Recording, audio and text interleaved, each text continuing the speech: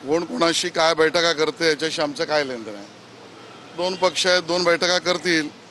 दोन पक्ष आहेत, तीन पक्ष एकत्र येतील तो त्यांचा विषय आहे. आंदोलन करतील का सहकार्य करतील तो त्यांचा प्रश्न आहे.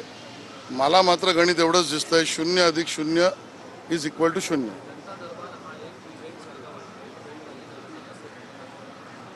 मला वाटतं ज्यांना स्वतःच्या जनतेशी कामाशी प्रतिबद्धता नाही ते सगळ्या गोष्टीवर टीका आलोचना करू शकतात, तो त्यांचा अधिकार आहे.